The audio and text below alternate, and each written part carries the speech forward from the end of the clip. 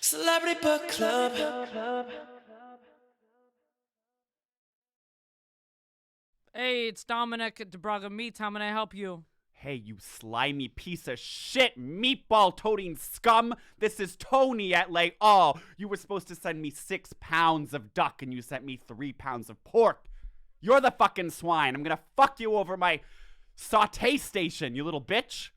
I send my fucking best guys over to you every fucking morning at 5 a.m. I give you my fucking best ducks and I throw them free foie gras on fucking Christmas. And this is how you treat me? Fuck your mother, fuck your sister's ass, all the way fucking to Poughkeepsie, you little fucking bitch. I will no longer deliver duck eggs or quail eggs to you. Don't you fucking dare threaten to not deliver me quail eggs right before the busiest weekend of the year. I will stick my goddamn mise-en highly sharpened Japanese knife all the way up your stupid fucking culo, you little Italian piece of shit. I've been buying duck eggs for you for 18 years. You wouldn't know a goddamn restaurant in this town if it weren't for me. I introduced you to everybody in the West Village. I introduced you to everybody in Tribeca. You owe me your goddamn life. You owe me your sister's life. You owe me your firstborn son's How about balls. this, you little fucking prick? I will send my guys over there right now. They will be there in 20 minutes. They will crash every freaking car in the Lincoln Tunnel, and I will give you an extra T-bone. But you know what? Those extra T-bones are going to be shoved so far up my ass, you are gonna taste last week's dinner that my wife made me. And you know what? It wasn't her fucking best night. It was one of her worst nights. She's a shitty cook, and my ass is full of shit. You motherfucking piece of shit. I will never, never sell meat to you again. Goodbye. I will pay you double to suck the rigatoni out of your fucking little hole, you goddamn prick. And I will put your firstborn son through college. You better send those quail eggs over to my walk-in right now. I'm jacking off right now. Excuse me. Oh, I just came thinking about your goddamn eggs, you little piece of shit. I love you. You're gonna be in my wedding. You're my fucking best man. See you in 20 minutes. Who's that knocking at the door? It's all your friends, you filthy whore. Your husband's gone and we've got books and a bottle of wine to kill. It's Hollywood. It's books. It's gossip. I'm shook. It's memoirs. It's martinis. It's Studio 54. It's Fellini. It's Celebrity Book Club.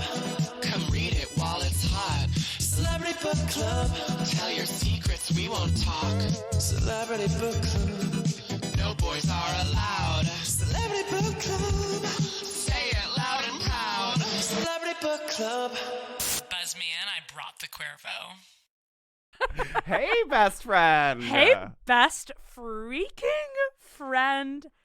How the hell are you, dude? Happy December, my good bitch. How was your Thanksgiving? How was your Thanksgiving? My Thanksgiving was a pretty chilly chill. Hello, I didn't have to drive anywhere. Didn't miss life. Yeah, just went to my GF's mom's house 2 blocks away. That's very cool. It's really cool to be in a long-term relationship with the parents. And No, extreme. Everybody settle loves. into a super traditional experience. It was very ultimate. Everybody loves Raymond vibes. And I watched a King of Queens Thanksgiving episode that all took place at the grocery store. And yeah, I was laughing my freaking ass off. A bottle episode, as we say in the industry. When you shoot at one location, really fun stuff. And the food was good. I know your girlfriend's mother is a bit of a chef. Yeah, I'm assuming it was nice. We had oysters, left out honor system from a cooler she got. Wait, sorry, left out honor system. So she got them from like this someone guy in the neighborhood puts oysters out. Like, get your oysters. Yeah, and you put in $20. Love that. I know, and it's a whole thing. I did, because I am a huge basic bitch, I did make the Allison Roman stuffing recipe. What kind of bread does she use? Okay, so she calls for sourdough, and so I went shopping in Bensonhurst, the Italian neighborhood, before, and I asked the woman, I went to this totally old school bakery, and I was like, do you have sourdough? And she's like, no. And she goes, we got semolina, we got brick oven, we got focaccia. Oh, she was being sorry. What do you think this is? Some sort of French bakery, bitch? Fuck off. We got semolina. and then I was like, all right, I'll do the brick oven. And then she goes, I've never had sourdough. What does it taste like? Stop. Yeah. By the way, I'm on Cristoforo Columbus Avenue, this bakery. Okay. All right. I mean, you are really deep in the heart of Italian-American Sopranos land. Yeah. Anyway. They do not fuck with sourdough. They do not. It's like, oh, it's fucking sour bread. Why would I want that? Huh? Yeah. Sounds like shit. So I got the brick oven. Yeah, all right, Pierre. Go suck a dick. Go suck a baguette, bitch. Yeah. My bread, it's cooked in a freaking oven. Where's your bread cooked? What's funny, so we had sourdough stuffing but my father actually baked the sourdough bread that we Wait, used. pandemic boots. I know, pandemic to the vibes. My dad got into baking sourdough, and he was like making multiple loaves this week and was being so just like, well, you had the baking soda and yeast and and starter, and I'm like, I don't know what the fuck you're talking about, but he made like absolutely delicious sourdough. Wait. That was just like stuffing the inside, crust on the outside, and I have to say, Crust on the that- outside. Imagine there's no crust. and it was absolutely delicious. I thought the stuffing really nailed it. I'm so impressed. The rest of the meal was a little. Oh. I'll say it. It wasn't the most incredible year for the accoutrement. Okay. The turkey was fine. My brother overcooked the Brussels sprouts, and they were very just like awesome. These are wet. It was the just mashed like potatoes lacked flavor. Soggy Brussels sprouts, like not crispy. No crispy bits. There were definitely no crispy bits. I mean, the tea about turkey is that it's a bad bird. Whatever, you love to like be such a turkey truther and say that like everyone should stop making turkey. Like I think turkey is great because it goes well with cranberry sauce, which I adore. I adore the tartness. No, I love do. I love a tart Pinot Noir with with notes of cranberry. So it's like I'm very much attracted. Really? Because to the I always feel tartness. like when I order a Pinot Noir, you look at me and say, "Oh, you're getting a Pinot Noir, Lily." I do not say that. I'm like Mr. Willamette Valley Pinot over here. I have like a Willamette Valley just like team flat like pennant like on my wall. You have a Willamette like full flag. Okay, wait. I do want a Willamette Letterman jacket. You need that. Wait, merch. Okay. Okay. Well, speaking of food, Yeah. should we get to the book? I guess we should get to the book. We are reading. Yeah, he is a rock star without being a rock star. We've each have read this book probably 3 times. This was my 3rd time reading this book, and I was so glad to have another crack at it. This is one of the most influential books in the food industry. It is one of the best books that I can confidently say we both agree that's one of the best books we've ever read for the podcast. We, of course, are talking about Anthony Bourdain. Hell yes. The GOAT, if you may. And his book, Kitchen Confidential.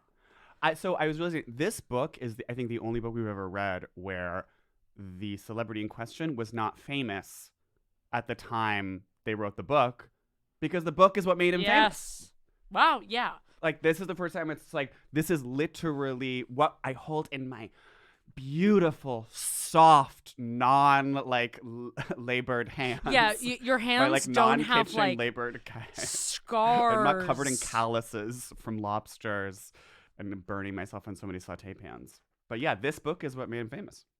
Changed the whole food industry. Changed the food industry, changed how we view chefs, changed how we view restaurants. His whole thing is being like anti-celebrity chef, but you could almost say like even though he became one. It also, this is only groundbreaking to my family. I would say it's like one of the only books that like me, my sister, and dad have like all read. Oh, no, I saw that on the Wikipedia page for Anthony Yeah. Bourdain.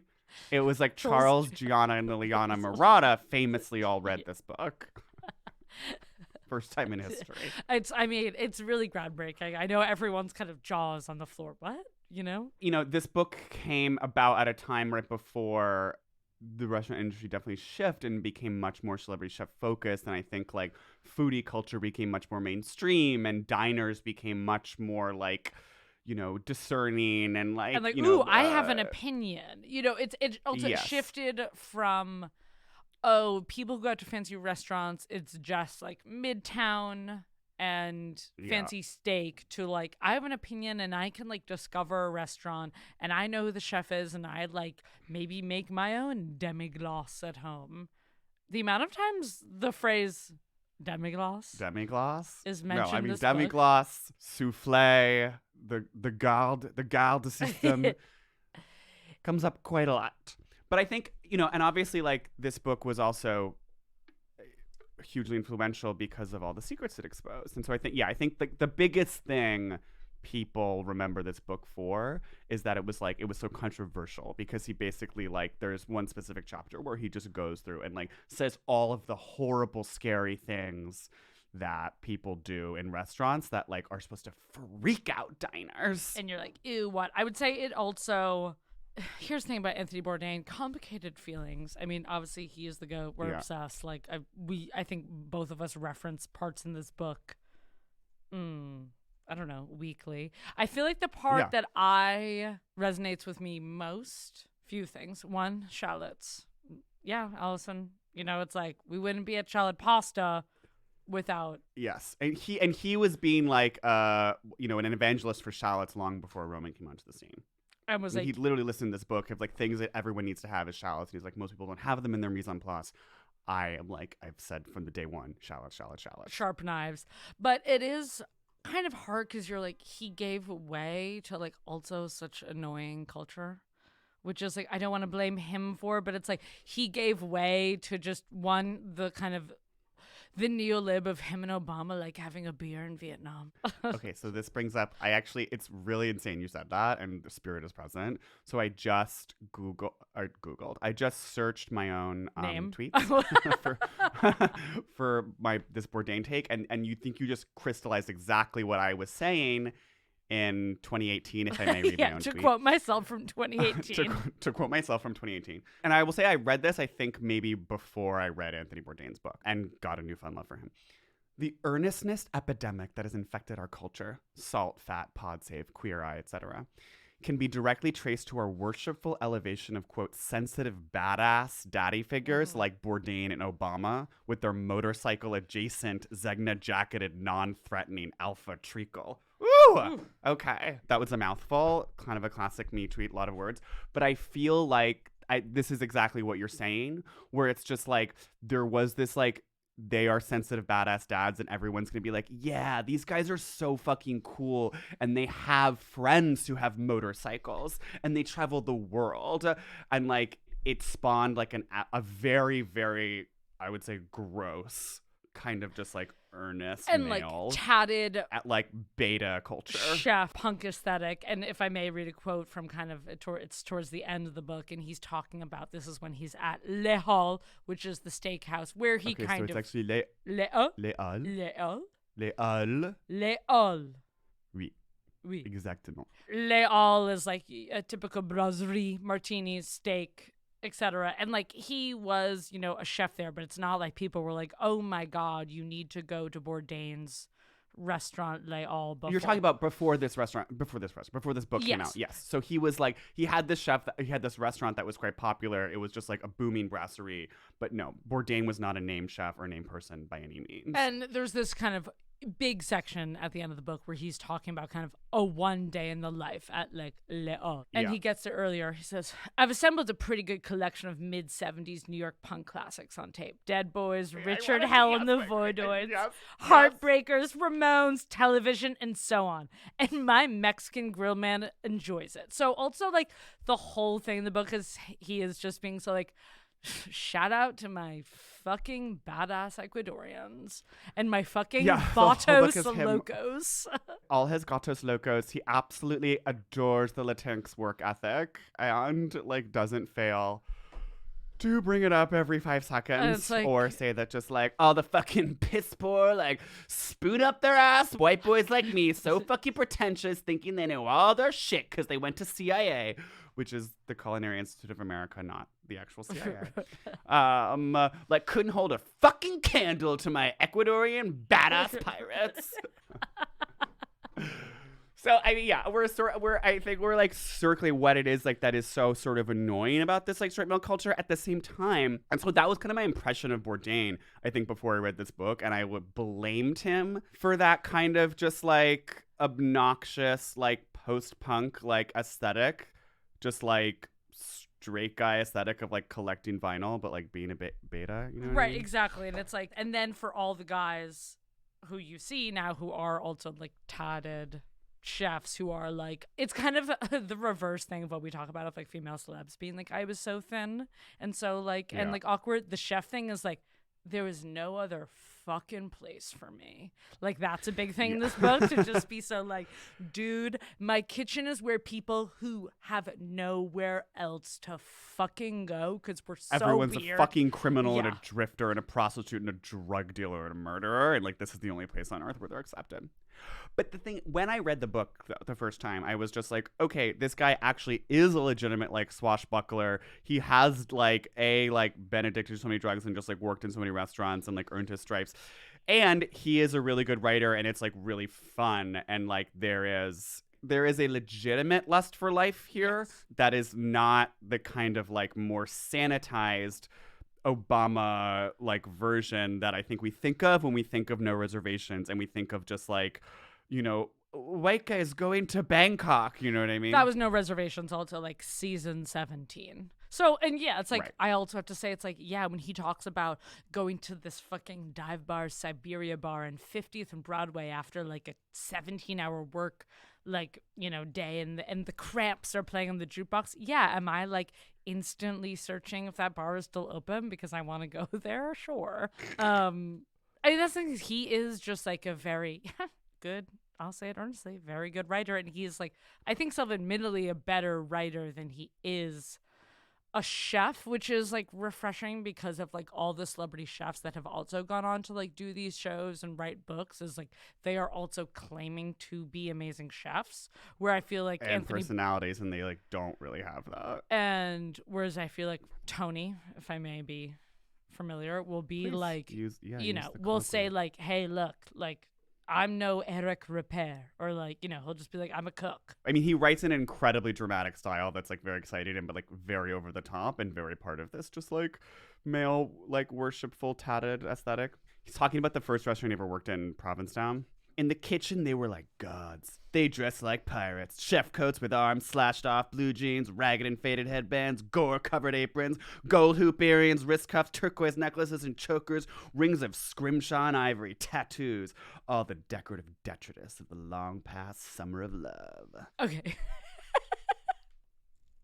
I mean, I look back on summers in P-Town, and I think definitely after reading this book, because we've spent a lot of summers there, is like I am regret that I didn't like have like our dear friends You of the pod. regret. Yeah. Anyway, I am full of regret that I didn't have a badass summer in a restaurant in P-Town. Oh, like actually working at a restaurant? Yeah. These guys were master criminals, sexual athletes compared to my pitiful college hijinks. Highwaymen, rogues, buccaneers, cutthroats. They were like young princes to me, still only a lowly dishwasher. The life of the cook was a life of adventure, looting, pillaging, and rock and rolling through life with a carefree disregard for all conventional morality. It looked pretty damn good to me on the other side of the line. No, I mean, like, yeah, his writing okay, is insane, and simmer. he's like, everyone's a total fucking pirate. And there's this scene where he gets a cut, and you know he complains, and he's like, "Do you have a first aid kit?" And then this like badass total pirate chef like grabs like a cast iron bare hand that was like on the stove and just grabs it bare hands and is like, "Sorry, where's the first aid kit, bitch? Just like you build your scars." There's also a scene in Provincetown where he like decides he wants to become a chef was when he sees the other epic. chef. A bridal party, a wedding party comes into the restaurant, and like the bride is already like she's like getting kind of wasted, And she's in like full talking to the like chef, 80s wedding dress. yeah, like just like so satin and shiny and like probably veil. Probably just like looks like Lena Dunham's Christopher Kane wedding dress for her Vogue shoot. Actually. And she's like leaning over the like Dutch door, like whispering with the chef. And like Anthony Bourdain is like clocking him, being like, what's going on? And then he's just like 5 minutes later, we all peer out like the side entrance. And there is like our head chef. And he's got the bride bent over a 50-pound oil drum. And he's fucking her from the backside. And her eyes are rolling into the back of her head. And he's pounding away. And we're all looking. And I just thought, damn, I want to be a chef. And you're like, okay, Okay, yeah, that's badass. cool. Yeah, I want to be cool. a chef too. I want Okay, to fuck a bride. What's kind of insane, in his post-mortem life of, he was with his wife, Nancy, since high school, who, like, was with him through his heroin addiction and, being, like, so wasted all the time and crazy. They got divorced, and then he was with famous in quotes, MMA UFC fighter Octavia Bourdain, who he had a child with. And then he was with Asia Argento in his last 2 years. Yeah. Before he committed suicide. Yeah, but he never, in this book, kind of like the whole thing is like, oh yeah, like I fucked her like over the oil drum, but like he doesn't get into his own romances at all. He talks about his wife and how she like stood by him through his drug addiction and whatever. But like, I don't know. Do you think he was like not I kind of think he fucking? wasn't, and I think that, again, this is a testament more to him as a writer, that he is dramatizing like everyone else's experiences in the kitchen. Be like, these guys like fucked everything that moved and stole everything that wasn't nailed down, and it's just like, but actually, like maybe that means he saw like a waiter like steal $20 once, and Right, then when just, he's like heard about one person having sex once. Well, because I kept on thinking about all these times when he'd be like, I was on my couch in my dust-filled apartment on 20th and Broadway. Pizza piling up. I slept for 5 days. And it's like, are we to assume his wife is like also passed out with him? I guess I was like, are you fucking I feel on like these most benders? junkie relationships are like both people are Yeah. high on heroin. Isn't that the vibe? I've never done H. Yeah, I've actually never done H either. It's really interesting you bring that up. I would love to talk to someone who has. I always feel like heroin is one of those drugs where you can do a lot of it, and if you don't die from it, it's not going to like permanently affect you. I think you can bounce back. I think it really depends how long your heroin Yeah, you can addiction bounce is. from H. You can absolutely bounce from H. But again, don't overdo it from what I hear. Yeah, no, absolutely. Don't do drugs. Dare. Celebrity Book Club.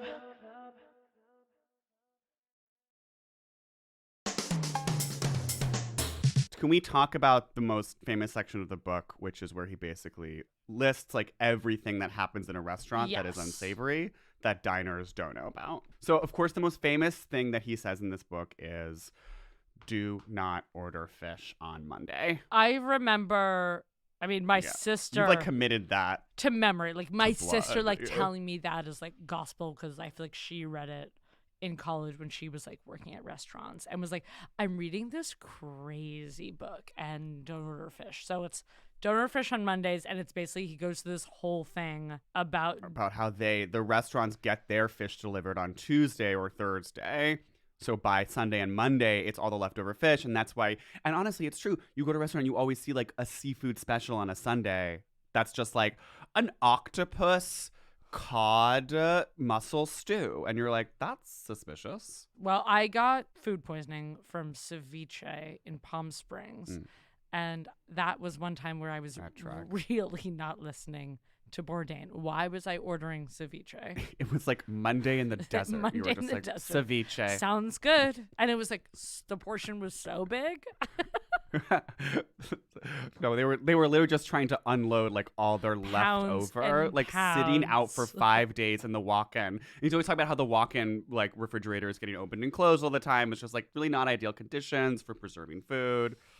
I mean, I remember getting yelled at so much when I worked at Dimes for like 4 months because like for like leaving the fridge open. no, more like not putting the milk or like the things that were going to be expired sooner towards the front in the walk-in because you're supposed to like take, use up the things that are obviously going to expire faster. Oh, interesting. That's a good strategy. Oh, and you were always hiding the milk in the back, and then no one was knowing that it was going bad. Less hiding. I was more just like being sloppy, and I was like, who cares? You're like, who the Fuck fuck cares? cares? Like, I don't care if this milk goes bad. These dumb bitches can get all the bad milk they want. Bourdain also says, which is like, it's people just can't get into their brains. Just like brunch again is also just like full of like nasty leftovers. Yeah. Well, he was like, hollandaise has never been made to order like in the history of hollandaise. Hollandaise is like a breeding ground for bacteria and has been sitting at someone's station for 6 hours by the time it gets on top of your eggs. And it's Benedict. just like oil, eggs. I never order hollandaise. Not to brag. Anything that's in a pot, like a shepherd's pie or chili special, sounds like leftovers to me. He's like, swordfish have parasitic worms. Chilean sea bass is always frozen. It's just like he's going down the list. And I will say all these things do feel like red flaggy to me. Swordfish, I'm not suspicious of. If I'm on Nantucket, I assume it's fresh. Well, that's if you're on Nantucket, but you do have to look and ask, because sometimes it's like you can be at a fancy seafood market and you're seeing this tuna and you're seeing the swordfish. It like, you don't know. It's still, ask what's local. It could be frozen or be coming from somewhere far. I saw on a menu, a menu at the Ritz actually the other day in Boston at the like really shitty restaurant they have in the lobby. Artisan, and one of the salads listed local goat cheese, and I was like, Bitch. Local Boston goat cheese? Like, what are you talking about? Well, I assume they mean like mass. Even so, I'm just like, are we known for our cheese? Other big thing, I mean, this is a note just more for home chefs, is that sharpen your goddamn knives. Well, it's dangerous to not, because then you'll try and cut too hard and you'll slip on the avocado and you'll go right through your thumb. And he also says, if you're going to buy this $100 knife, then be sharpening every week, because then truly, what's the point? Otherwise, you're not getting your money's worth. No, you're not. Another huge reveal in this book that rocked the restaurant industry was the revelation that they reuse bread. When they take away the bread basket from the table that people haven't finished it, that gets repurposed and put into someone else's basket for later. And he was like, honestly, like, get over yourself if that bothers you. Like, it's bread, whatever. And and that's, again, this is his kind of like, his outlook on the world that I agree with, because he's like, yeah, like, some things are gross, but some things aren't. And just like, don't be a little bitch about it. Which reminds me of the thing that I quote from Anthony Bourdain probably literally every time I go to a restaurant, is if the bread service is bad, then the food is probably bad too. See, this was interesting. So because we had not that great bread service at a French restaurant recently, and I remember you bringing this up. And yet the food was, I had that truffle cream soup that was like pretty good. The waitress also gave you free wine at the end of the night, which was like such a fun, she was being fun and brings you in this French. illicit world, which is being French. And I think he's always saying like, be a regular, go on Tuesdays and Thursdays. Like, that's when you're going to get the best service. Like, that's when they want to impress you and they want to like find repeat customers. Friday, Saturdays for the bridge and tunnel. It's for the hordes. I guess I will say I could tell at that restaurant where it's like, I thought that was totally fun and she was giving me port and like we were there at the end of the night and maybe the bread was just old. I did feel like the escargot was a little rubbery. Yeah, I felt the escargot was also, I mean, this is rare, but it was like oversauced. It was supposed to be drowning in butter, but it was like the butter was actually trying to conceal. Right. What was going on? I was like, something's a little off with this escargot. And we will not name names of this restaurant. I was kind of on my now third reread of this book, like looking up the like legendary chefs and like owners that he talks about. I just requested to follow the person that he talks about as Grill Bitch. Oh, yeah. But her account was private. Yeah, I'll let you know. If Grill Bitch allows you. if Grill Bitch accepts my request. Yeah, it was definitely like, I don't know, when I was looking it up and I was like, okay, well, I haven't been to any of these closed down West Village restaurants. Except for one of the restaurants. When he like starts working, he's very like disdainful at the beginning of his career of Italian food, which of course I was offended. And he's like, fuck pasta. Well, because he's like ethnically French or whatever, Bourdain, and like, French cuisine is the kind of the cuisine that like invented the way people cook. And he's like, Italian's so simple, whatever. But then when he works at that actual good Italian restaurant, and he realizes like all the technique required should be made to cook simply. Al dente, how to truly use 3 ingredients and make something beautiful. That pasta should stand up on its own when it's done cooking, or like right before it goes back into the pan to like get finished with the sauce or whatever. But it should not just be like rolling around the plate like wet marbles or whatever. Right. And he's from friend of the pod, or actually now guest of the pod. He's from Leonia, where DJ Physical Therapy is from. Oh, he's like originally from Leonard, New Jersey. Yeah. Wow. That is surprising. He has this upbringing that's very similar to Danny Meyer, where it's just like he's definitely like upper middle class enough that he's going to France like as a child and having so many experiences Every with food, summer, which was also it Danny seems, Meyer's yeah. like introduction. And I guess he has like family there or whatever. But it's just like because all his first big introduction to like realizing food could be a thing was when he had cold soup on this like ocean liner that he took to France because I guess it's like the 30s. Oh, and it was like a And- Victoire, like what was it? It was like a Vichyssoise. vichyssoise, which is it a leek potato soup, which is similar to like what you wanted to make the other week? I'm almost 100% positive that it is a leek potato soup. Yes. Do you remember the meal that changed you to turn you into a gourmet? It was also a soup for me, and it was also a French. It's a soup for me, sis. Sis, it's the soup for me. I was at the restaurant Jules Vin, which is in the Eiffel Tower. Okay, It's like you on the second floor of the Eiffel Tower. faggot. And it's this like fancy restaurant. I don't think it's like a Michelin star restaurant, but it's kind of a tourist trap. But it is like a nice restaurant. And I was there with my parents, and I was like 10 years old or something. And I ordered a fish soup. And the waiter comes over and he puts this like, you know, sort of shallow tureen down on my plate. And there's like a little piece of fish with like a garnish on top of it in the plate, but there's no soup. And I'm going, what? There's no soup. He brought me a fish soup, but there's no soup. Then comes a second waiter with the like metal cauldron of the hot soup. And he ladles it onto my plate around this like beautifully presented little piece of fish. And it was at that moment I realized food can be an event. Food is like temporal. Like food actually has a time-based element to it that it can be like this experience, not just something that is like made somewhere else and brought to you and you shoved down your gullet. That food is actually something to be like taken in viscerally and like something to activate all your senses at once. I mean, I was blown away. I was so like excited and impressed and titillated and surprised. Your bussy was absolutely soaking wet. Honey, I was soaking all the way down to the foundation of the Eiffel Tower. People down there with their binoculars getting drips. And I've been chasing that goddamn high ever since. And that's why I just opened my old school hot dog It's truck an in old Ridgewood. It's school open soup 3 hours and a week. salad joint. Recreating the chopped salads of my working days in my 20s. Wait, I do need to create like a nostalgic, like for like work salads. Like once we're like in It's our like 40s and millennials do want like 90s soup like a and chopped salad. reinvention. Oh wait, do you remember that place Super Salad? Yes. From when we were kids. And it's like So Noodles and Company. Right, and you get this like broccoli cheddar and like a half grilled cheese. I mean, I've said this before, like gays love soup and straight guys like think soup is too gay, Yeah, but like I think soup is they're gay. missing out.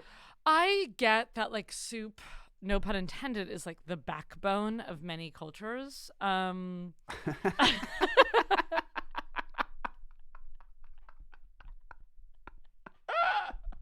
No pun intended. Yes.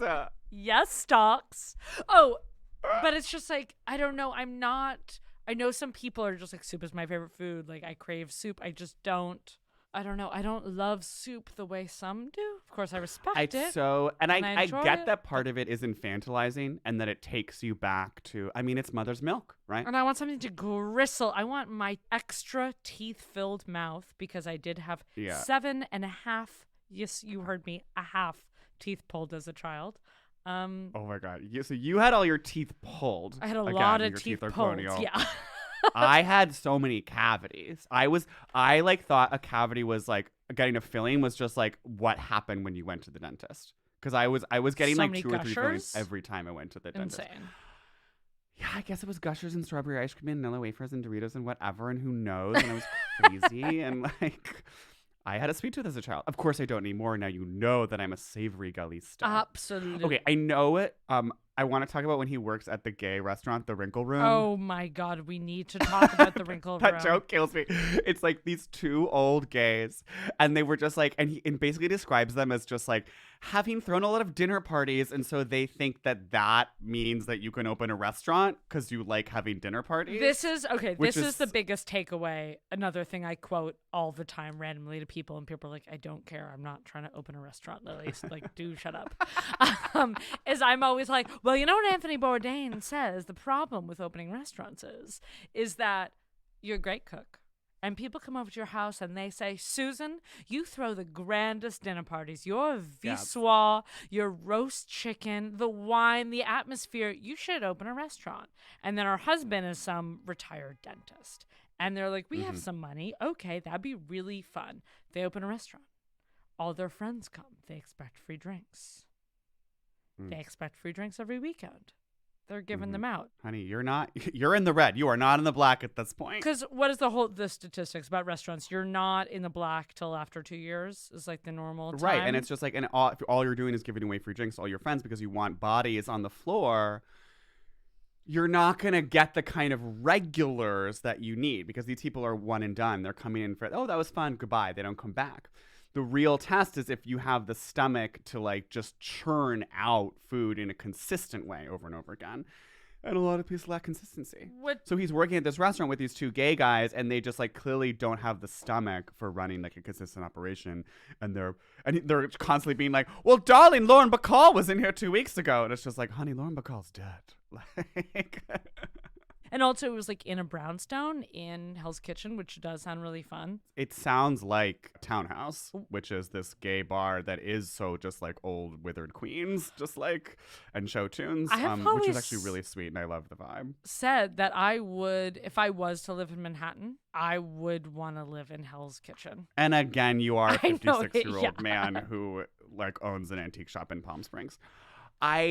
This part was interesting. So it's like, so then all the younger like gay waiters like call the restaurant the Wrinkle Room, and they're just like savagely making fun of these desperate old queens.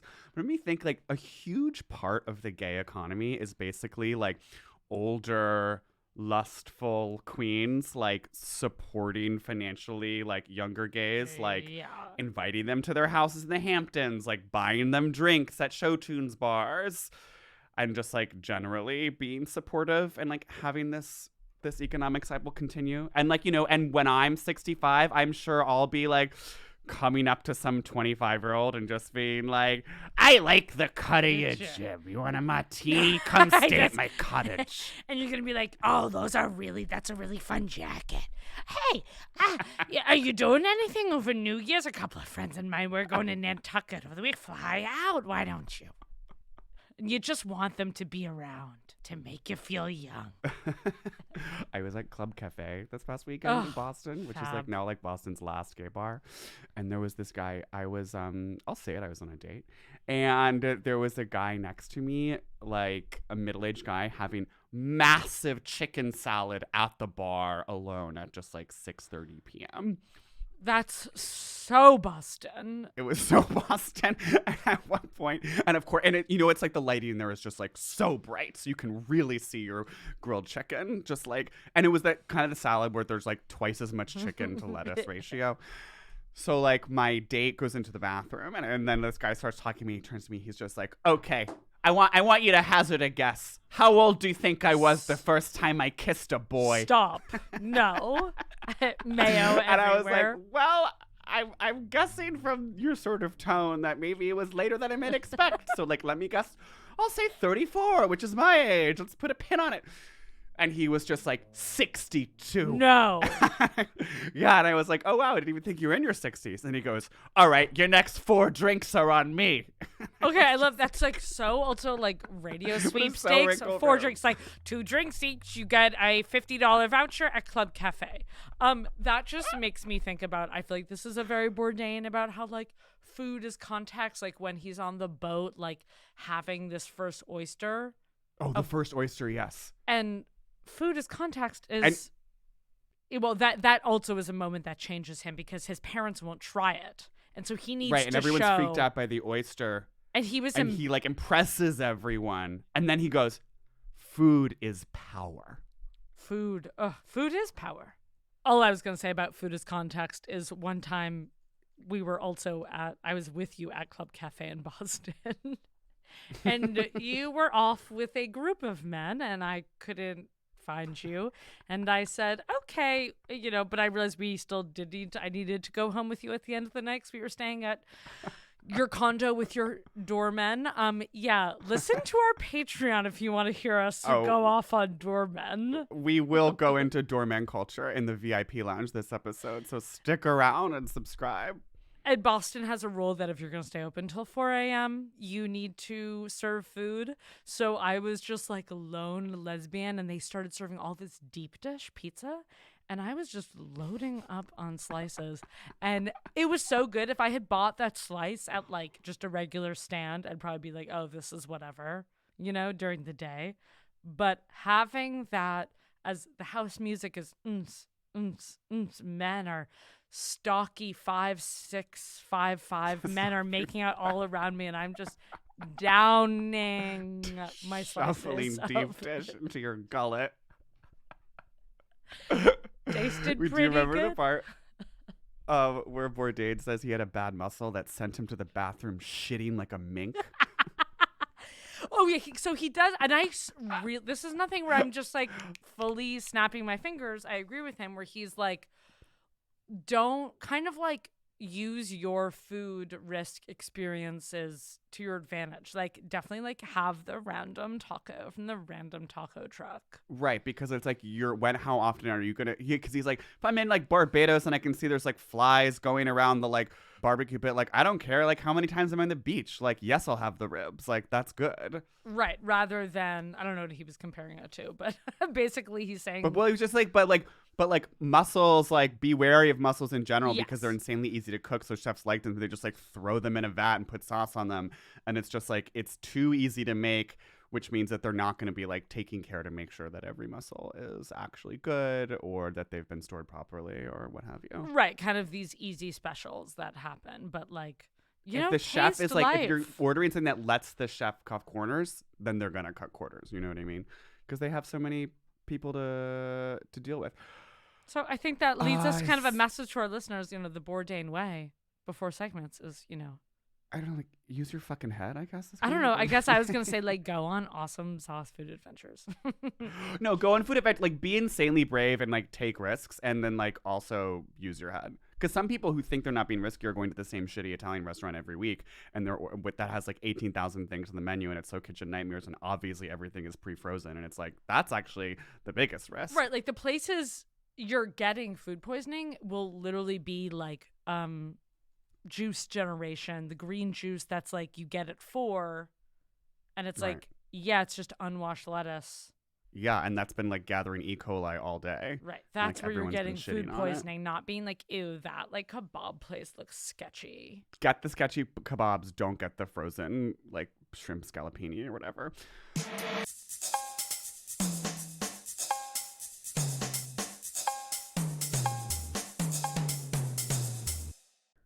Segment sauce. What does he eat? What does she wear? How does she live? All right, Okay, what does he eat? What does he eat? Everything. I mean, he's eating brain, fucking calf liver, man. Like, obvious Larva. when he wasn't doing no reservations and like traveling to a mountain to eat like a goat's balls. I think he was so chef and just like, dude, maybe I shoveled like old penne in my mouth at 3 p.m. and then got like fucking Chinese food like after I left Siberia bar. Yeah. I mean, he's definitely an alcoholic. So he is drinking a lot, as we all know. As someone who has, dabbled with alcohol in the past, you get drunk, you get home, you make the crazy 3 a.m. pasta. And you're like, you don't really necessarily confine the garlic. You're just like throwing it in a pan with fucking sketchy tomatoes and ketchup and American cheese. Okay, sketchiest meal ever. You just listed. But so I think he's like having like crazy late night drunk, like, Yeah, like he's getting the pantry halal pastas. food and he's like, not fisting. What is the term? Pounding like the halal guy, just being like, you're dope. As he gets like lamb over absolutely. rice. He's very pound the halal guy. What does he wear? I mean, leather As I mentioned earlier, jackets. Zegna. Cropped like Zegna jacket. No, but earlier, I guess what in his like more heroin days, like pre-fame. yeah, I feel like he was still just like really good jeans in this almost like Mark Maron is insane. But Bourdain men weren't line. wearing really good jeans in the 80s. I guess like Like there was no Levi's. like paper denim and cloth in 1984. Okay, so he's in paper denim in like 2015. Oh, by the way, I'm wearing, specially for this episode, I'll post a selfie to the Slack and you can see it if you're part of our Patreon, my pinstripe chef pants that I bought at a restaurant supply store in Soho. Oh, fuck yeah. Yeah. Because they're kind of giving like Japanese pajama elevated vibes, but they're also giving full workwear. Full workwear. But it's not stolen valor because you did used to work at Dimes. Yes, thank you. And it's also not stolen valor because like I don't know, it's pinstriped and I'm a gangsta by DNA. Okay, walk it back. He speaking of stripes, he famously wears this seersucker suit to like his job interview, the one where like the chef like makes fun of him for getting his finger burnt, where he's like at that other Provincetown restaurant, and he like gets this like blue seersucker suit and he's like, I'd look like a fucking like 2-bit loser, like getting off of his daddy's yacht with just like 18 dildos up his ass. And I feel like that kind of shows that his style is maybe a little bit more preppy because he did grow up kind of fancy. So I do feel like maybe he's a little bit more wearing, I'm going to say it, khakis. And he was more Dockers, like Dockers and t-shirt, like with chef shoes. And that was his like normal everyday style. In the 80s? You're saying? In the 80s, 90s. Yeah. I really think I think the seersucker suit thing was a big wake-up call for him, and I think he switched to jeans really fast. He also mentions like some restaurant I think it's just that he only jeans. I don't know. yeah, the Dockers. I've just never seen him in a pair of Dockers. He's always in jeans and a white button down. Like I've just never seen him in You think he anything just like else. he's picked jeans in like 1986 and never looked back and has been in jeans ever since, and he's just gone along with the jean trends. Yeah, and he was like, he's gone along with denim trends, and like then he started wearing paper denim and cloth like in the early 2000s when like men's expensive jeans at Nordstrom's became a thing, and he became famous. And I think he he's just had like a continued. more badass leather coat. That's probably cooler, and then he did switch to the Xenia. and became just like so Obama casual style. Yeah. Soft expensive tee, rag and bone, a couple button downs. Really good white button downs. Certainly no bright colors. He feels very Club Monaco to me. Yeah, the thing about him is I do wonder if he was like, because he talks about all like chefs having this like crazy pirate style. So like in the 80s when he was first working in restaurants, and they all wore like hoop earrings like door knockers and like so many silk bandanas, and they had like crazy mustaches and like eyeliner, and they all looked like Johnny Depp. And I feel like he maybe was too intimidated by them to dress like that, and then once he started becoming like a better chef, he just felt like that wasn't really his culture, and so like he was going to continue having boring like pre-Zegna style. I think so. Like, I also think he's a little bit homophobic in this way. Like, I think he loves gay folk, and he's constantly surrounded by gay folk, and he's always saying the restaurant culture is gay culture. Because he's like, everyone is like always just being like, you take it up the ass. No, you take it up the ass. And it's about being comfortable with, and it's like so And much dry gossiping. humping. And he's like, and restaurant gossip culture is gay gossip culture. But I also think that he is kind of like, dude, I mask. And like, dude, I'm not gonna wear pink. Do you remember? And like, because I will get like fucking like, if I wear pink, everyone's gonna be like, yo, you take it up the ass. He's definitely not wearing pink. I don't think. So that's saying he's not an Agassi. You know what I'm saying? Oh no, I really honestly Another think, like straight man of his same generation honestly think who was like a badass. I think he has 4 white t-shirts and 4 black t-shirts and 2 white button downs and maybe 2 like gingham checked button downs. Yeah, I'm just, my only addendum to that, I agree with you, is that he actually has like 20 white t-shirts and like Okay. 30 dark gray t-shirts. I will it's accept just your. This closet basically looks like the rag and bone section at Neiman Marcus. Yes, absolutely agree. How does he live? Well, obviously in his like heroin days, he's been so just like, I had 1 pack of saltines and like an old TV that didn't work on the floor. And like I slept on a pile of clothes. Right, he's like my dusty apartment. Every apartment like is in kind of like pre-Danny Meyer universe where it's like you're living in like Living on first East and 9th. He wasn't even being so Patty Smith. I feel like he was so much more like East, like First and Gramercy, 28th? like 28th Okay. and 2nd. For 28th and 2nd, he's like, and I paid $200, but I paid like $75 a week for like a roach infested like chambre de bonne. And he's like, him and Nancy are there and they're watching this TV and he's slapping it and he's like, fucking work. Okay, but what did he, how did he live though? Like, let's Once talk he became, like, 2011, all of Okay. his shows. I think he did have this like French style kitchen a little Okay. bit.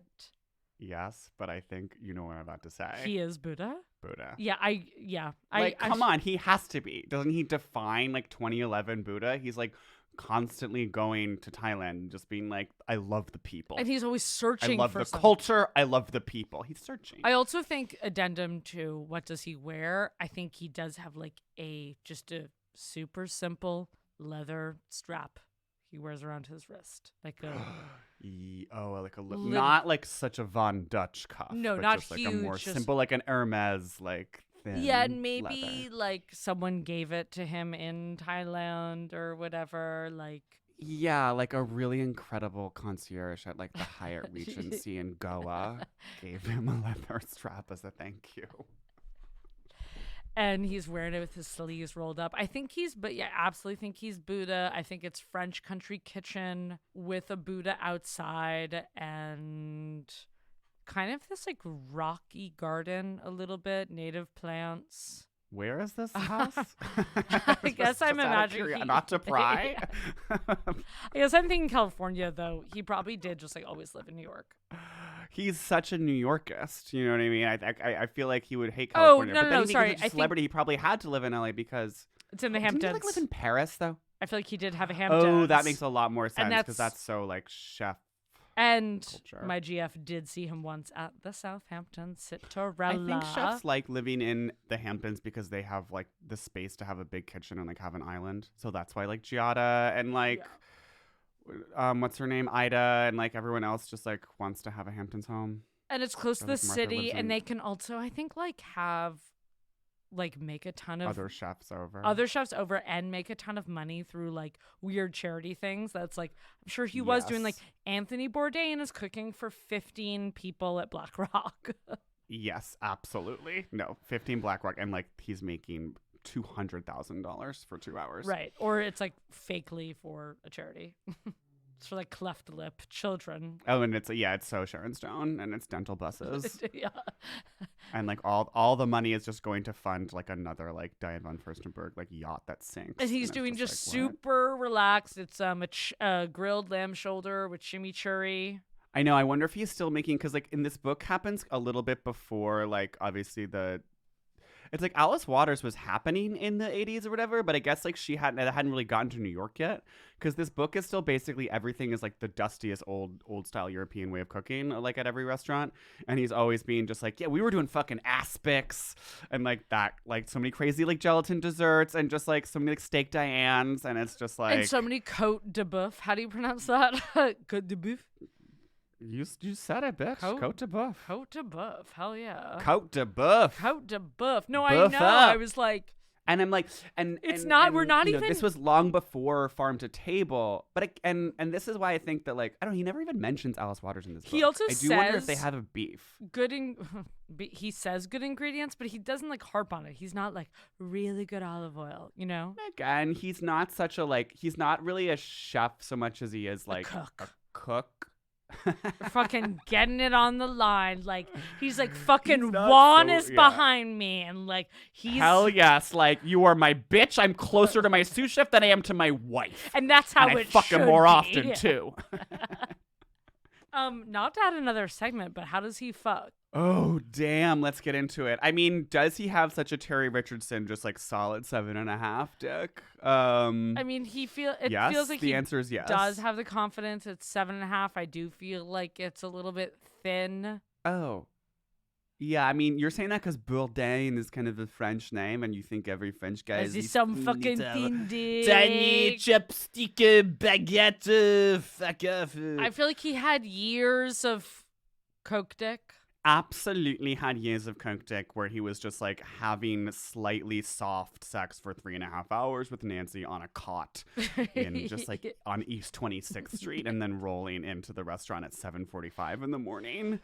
And just like, because throughout the sticking his whole dick in a pile book, of clams. right, he's like, I never saw Nancy. And so you're like, I feel like maybe he was having a little more sober tantric sex with the MMA wife, Octavia.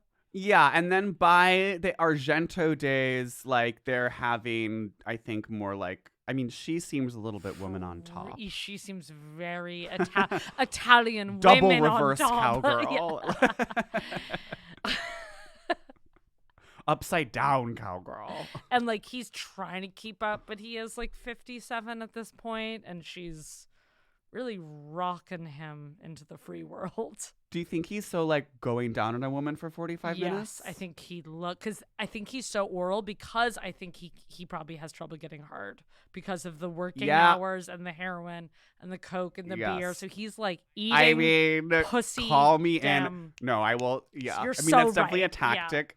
You're so right. It's definitely a tactic. Like when I'm sometimes not to get too personal. If it's gross that I'm talking about sex, like please stop me, and I won't because this is a Christian pod.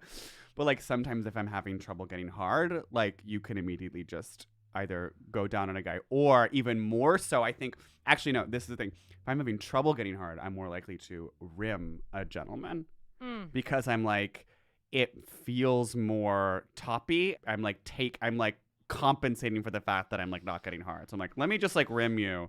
Where it's like if I'm sucking dick, then it's just like I'm not really compensating for the fact that I'm not getting hard for them. So I feel No, like it gets things I've got to go to the pussy. going.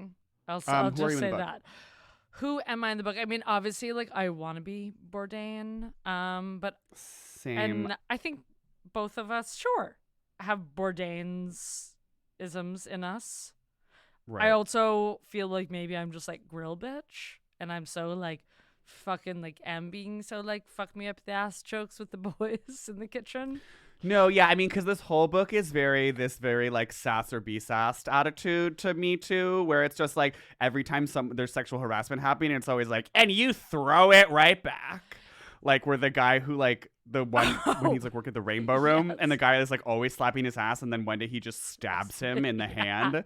And the guy's just like bleeding, has to go to the hospital, and he's like, and after that, everyone respected me. Right. Or the one it was like, or like the other, is it the grill bitch? Who, I think it's grill fake bitch. fucks the like Ecuadorian line cook over the like steamer. Yeah, because he was always slapping her house, and then she like dry humps him for like fully 40 minutes, and it's like, how do you like it now, bitch?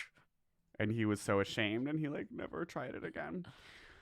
Okay, yeah. Are you fucking like the line cook? I mean, I don't. I kind of identified with Adam, the bread maker, who's like thinks he's such a like artiste, but he's like being so annoying and like not showing up and like being being such a fucking little shit. But they like put up with him because his bread is so fucking good. yeah, I was also thinking like, Okay, you're not buying that. Yeah, are you also like the GM, like at one of the restaurants who's always like having martinis with like him, but like actually being so seven-faced and and like not doing anything and just talking shit about everyone. Yeah. Oh, his sous chef Steven, that's like collects the gossip about everyone. Yes, you are that too. I was talking about this other GM, but I do think both of us have a little bit of Stephen, who are always like taking others out for drinks and like getting the dish. We're also both waiters at Wrinkle in Time or whatever. Wait, Olivia. Wrinkle in Time. The Wrinkle Room. The Wrinkle Room. Yeah, no, we're just waiters at this gay restaurant that's absolutely going under, and we don't care. In Midtown, and we're like, fuck it. We're the laziest people in the book. Anyway, I give this book 10 like extremely sharp Japanese chef knives out of 10. I give this. Can't recommend it enough. Yeah, 10 frozen demi-glace cubes to be put on the saute pan before grill service out of 10. This book is required reading if you eat, if you've ever been to a restaurant. It's required living or reading. if you like reading. They should teach this in schools. It's about fucking life, dude. Yeah, seriously, fucking man. book. This is like fucking Finnegan's Wake, man. One of the most epic books ever. Okay, also so him in the beginning when he's like, yeah, I know it's lame, my heroes, Bukowski. Oh, I Kerouac. know. I was like, oh, shut up. Okay, next week we are reading. Oh God. Well, in many ways. in many ways. Okay, we are reading a book by the biggest celebrity in the entire world. It's written by God, and the book is It's called The Bible. So really can't wait to just dig into God's memoir, as it were. A lot of fun stories in there. I've heard a lot about this book. It's been a must read for super controversial. Yeah, the Daily Mail has been talking Always about on it. the bestseller list. Got my hardcover at the airport at Hudson News. Can't wait to dig in. Gift guide boots. Thank you so much, you guys. We will see you next week. And you. for those in the VIP lounge, we will see you right now. Best. Best.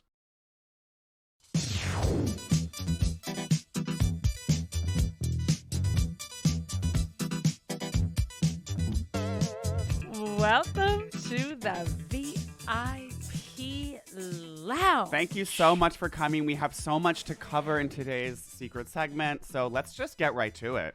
Let's get into it. First topic, everyone's talking about it, as in you and me, because you can see me, is my cold sore that's been here for about a full week. Eve of my 35th birthday, massive cold sore. 35th, obviously, as we all know, the canonically saddest stage of all time that you're about to enter into. Oh, I've always thought of, growing up, I thought of 27 as the adult age, as like the sort of Aniston age when you have your briefcase and you're working at a magazine and like you're single and you're married at the same time and you're constantly either single or married. But 35...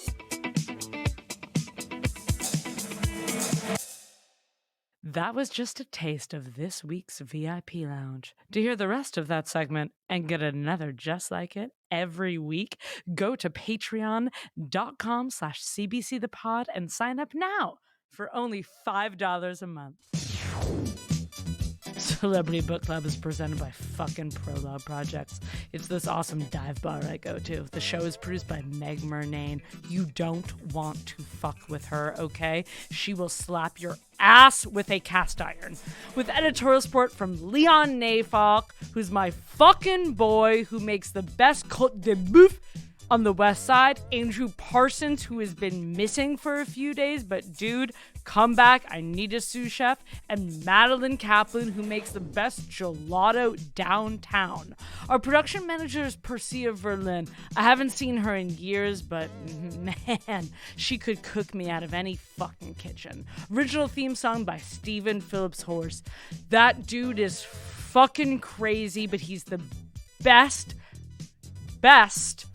guard manager I've ever had. Artwork by Teddy Blanks at Chips NY. That dude owes me 200 fucking bucks. Follow us on Twitter at CBC The Pod. Subscribe on your favorite podcast app. Leave us a review and don't forget to tell your fucking friends about us.